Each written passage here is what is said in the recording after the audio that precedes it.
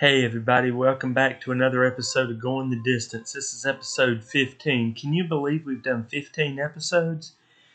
I want to welcome everybody back who have joined me from the beginning, and I want to welcome the new members. And I'd love it, before we get started, if you like this video, if you'd subscribe to the channel, and if you'd comment your thoughts. If you're a older member, comment your thoughts on how the show's going so far. And if you're a new member, comment what you'd like to see, stories you'd like me to cover, and we'll just go. I'll read your comments and we'll go from there. So let's get ready. Let's go the distance, y'all. So first off, we're going to start with some NFL news, and there's not a lot of NFL news. I've got like 3 things. The first one is Joe Burrow, who is coming off a wrist injury. He's the quarterback for the Bengals. Came out and said that he thinks that the team is built to beat the Chiefs this year. Well, Joe, you're 3-0 with 3-1 against the Chiefs. 3-1. The only game you've lost against them is the championship game a couple years ago, and y'all should have won that game, but you didn't. And you're coming back from that wrist injury, so I really can't wait to see how you do this season and how the Bengals do this season. And honestly, I hope your team is built to beat the Chiefs this year, because I'm tired of it being Chiefs all the time. But you need to do good in the draft next week, because you got rid of some big players like Joe Mixon. You got rid of him, sent him to Houston.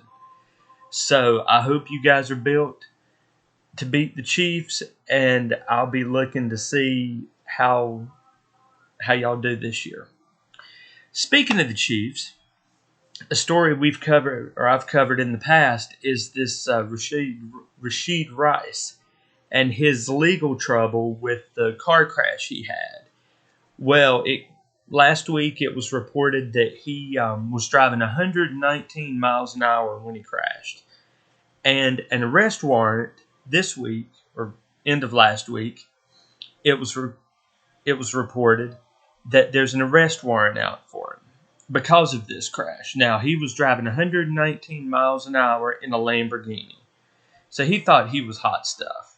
And he's a Kansas City Chief, so he thinks he can do this and get away with it. I sure hope he doesn't. I sure hope he gets, a penalty, gets a suspension, gets something. Because this is uncalled for. Another thing I need to cover are OTAs are starting this week for NFL teams. That's the start of all these. They're thinking about OTAs starting up. We're getting ready for the draft now, and then it'll be ready. So draft and then OTAs. So I'm sorry with that, OTAs are not starting. They're getting ready for the draft, and then some of the veterans are coming out and practicing on the field, like Russell Wilson with the Steelers are going out and practicing with his teammates in Pittsburgh. So, all these new players getting acclimated with their new teams is what's going on. And they said OTAs, but I must have misunderstood it. But draft and then OTAs. Okay, so that's all for football news. That's all for NFL news. Now we're going to move into the UFL, where we had 2 games on Saturday, 2 games on Sunday. The first game we had was the Defenders improving to 2-1 to defeat the Renegades, who dropped to 0-3 with a 29-28 victory. The Defenders beat the Renegades 29-28. The Defenders are now 2-1, and the Renegades are now 0-3. Now, the Renegades being 0-3 is kind of shocking to me, because they were so good when they were in their division of XFL, USFL, whatever they were in. I think it was the XFL. They were really good, and they were a contender every year. Well, now they're 0-3, so I hope they can bounce back. The second game we had, on Saturday was the Stallions, improving to 3-0, defeating the Showboats, who dropped to 1-2 with a 33-14 victory. The Stallions defeated the Showboats 33-14 to improve to 3-0. So the Stallions are the only undefeated team in the UFL right now. After this weekend, they're the only undefeated team in the UFL. So those were both games on Saturday. So then on Sunday, the Panthers defeated the Roughnecks 34-20, and the Panthers improved to 2-1, and the Roughnecks dropped to 0-3.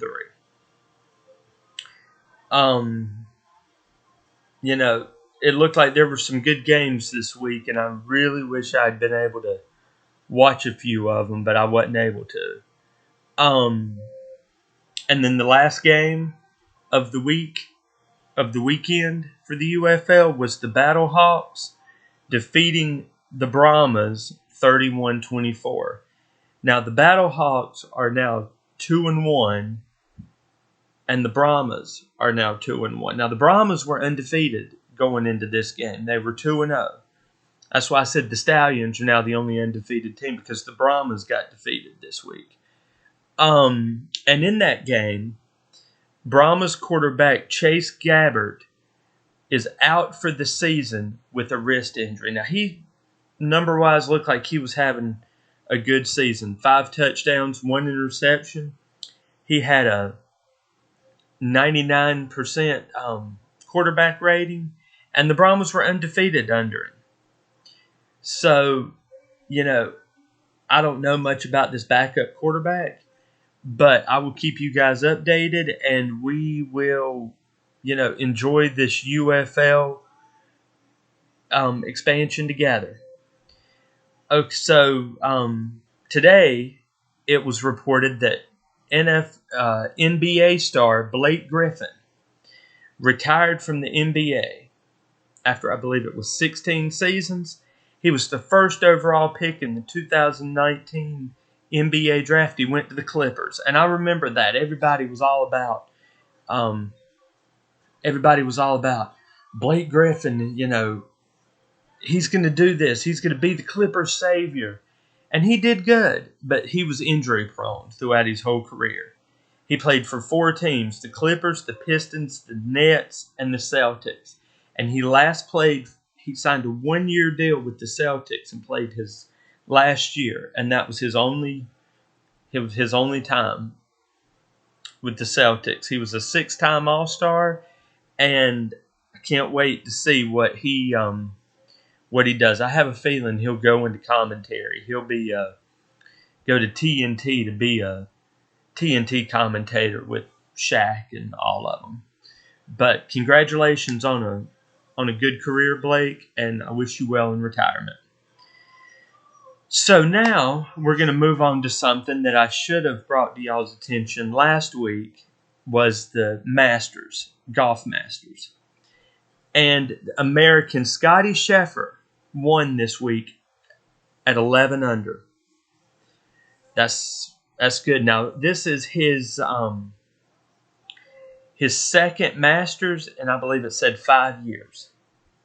No, it said second Masters in a couple years. So he's good, and of course he's good. He's golf's number 1 golfer right now. He's ranked number 1 in the standings.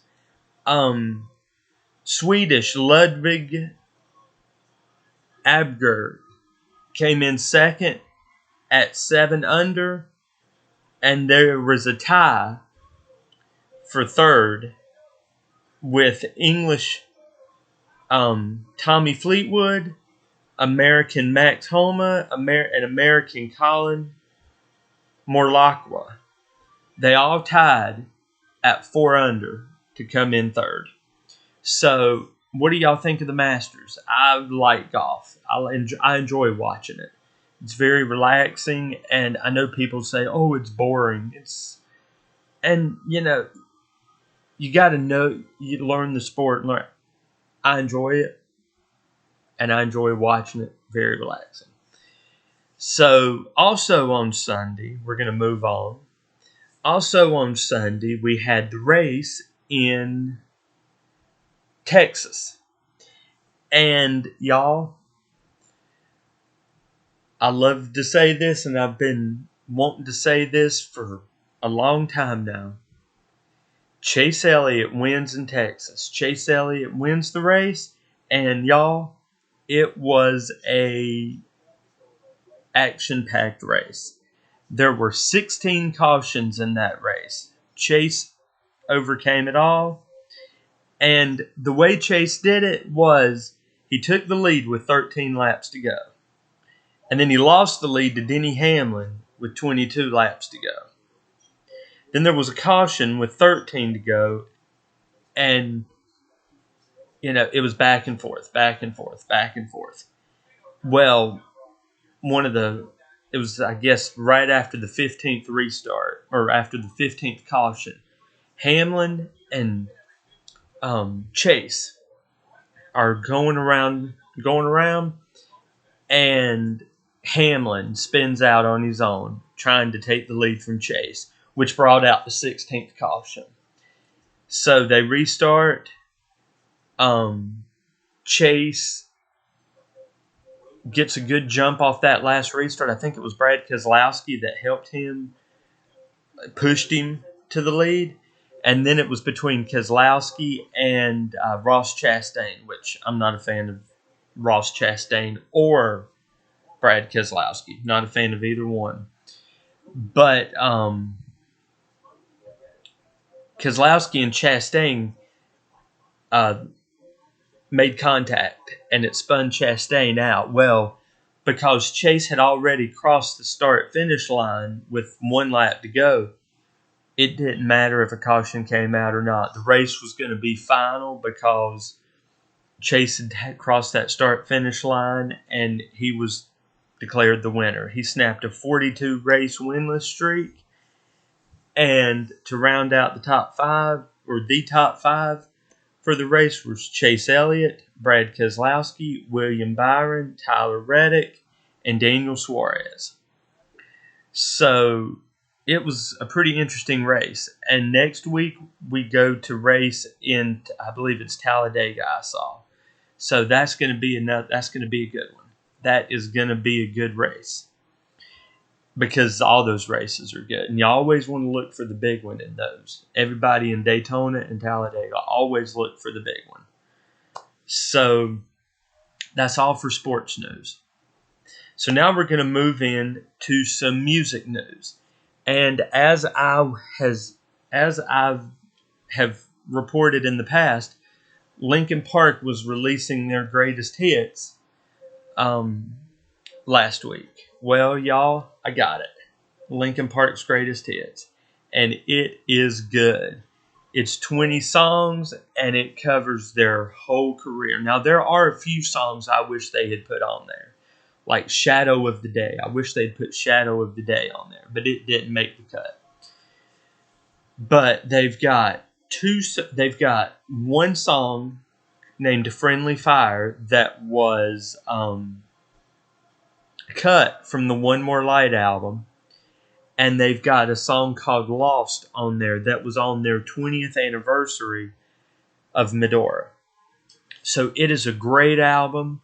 I love Linkin Park. The name of it's Paper Cuts Singles Collection 2000 to 2023. So I give this a 10 out of 10. And I really recommend y'all go out and get this album. Also this week, I believe it was on Sunday night, Billy Joel had his 100th concert, I believe it was, in Madison Square Gardens. Well, they televised it. And all of you Billy Joel fans out there watched it. Y'all got a surprise, didn't you? Because during his rendition, or during his song Piano Man, CBS had a timing issue and cut the concert short. So he's singing Piano Man, and they're showing the audience singing and everything, and the screen goes black. The screen absolutely goes black. Now, I didn't watch it. I saw the clip on YouTube. They're singing, it goes black, and the news comes on. And it was the funniest thing I'd ever seen. But I did see where it's reported that this Sunday they're re-airing that concert, and they're without the timing issue, so you get to see the whole concert. So that's on CBS at 9 o'clock this Sunday. I'm gonna record it and watch it. If you've got a streaming site like a Paramount Plus, or maybe even I don't know if Hulu's got it, but I know Paramount Plus has it. So if you've got Paramount Plus, go check it out. If not, wait till Sunday night at 9. Okay, so now we're going to move into the What We're Listening To segment. And who we're listening to this week is a group called Judah and the Lion. I'm actually listening to them right now. They are a folk rock band from Nashville, Tennessee. They formed in 2011. They've had 5 EPs and 4 released albums. They've got a 5th one coming out May 10th of this year. So they're going to have 5 studio albums, 5 EPs. They've had 27 singles. And they kind of have that Avett Brothers sound to them. I think they kind of have an Avett Brothers sound, like a folk rock kind of mellow sound to them. So I would go check out Judah and the Lion. And speaking of Judah and the Lion, I told y'all that last week that I had a music announcement, a music announcement that I was gonna give to y'all this week.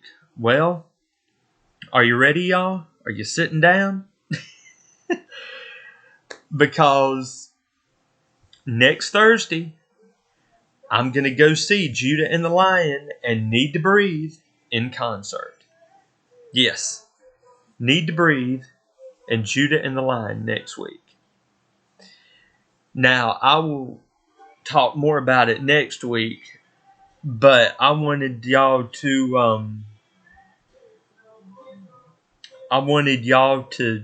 just go check out Judah and the Lion. Let me know what you think of them. Let me know what you guys are listening to this week. And,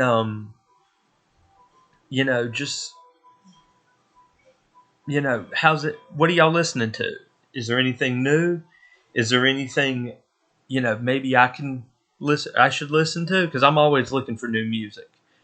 So, if y'all want, drop in the comments who y'all were listening to, and let me know. So, I just want, as we wrap this show up, I just want to say that don't let things get to you. Things happen. That's life. You just need to roll with the punches and, just let life happen. Because you were put on this earth for a reason. And your reason was to light up somebody else's life. So, I know the people that I have in my life light my life up all the time. I love everybody that I know. So I want y'all to go out this week. I want you to lighten up somebody's life. I want y'all to just enjoy life. Enjoy the spring weather. Because I know where I am, it's been hot. And it's spring and summer weather. So go out, enjoy the weather, listen to some music, watch a podcast, preferably Going the Distance, and just enjoy life, y'all. Life's too short to be bogged down and stressed and angry and depressed and anxious and whatever else. People live their life scared and in fear all the time. And what is there to be afraid of? Go out, live life. If you fail, it's not how many times you fall, it's how many times you get back up. So if you fall 7 times, think about that 8th time you got up. And then keep going. Just power on. Like I said last week, it's not, strong storms never last, but strong people do. So, in closing, don't let the strong storms get to you, because you're a strong person. You always are, and you've survived 100% of your bad days. And you're going to continue to survive 100% of your bad days. So go out there, make a difference, light up somebody's life, make somebody smile, make somebody laugh, listen to some good music, watch some good sports, because I know some NBA playoffs are going to be starting. And just enjoy life, y'all. I want to thank you guys. I know this was kind of a short episode this week and we didn't have a lot to cover, but I want to thank you guys for joining me. I'd love it if you like this video, if you commented on this video, and if you subscribe to my channel, because that really helps. The comments, the likes, and the subscriptions really help this channel. So I couldn't do this without you guys. Thank you. And I will see you guys next week. God bless y'all.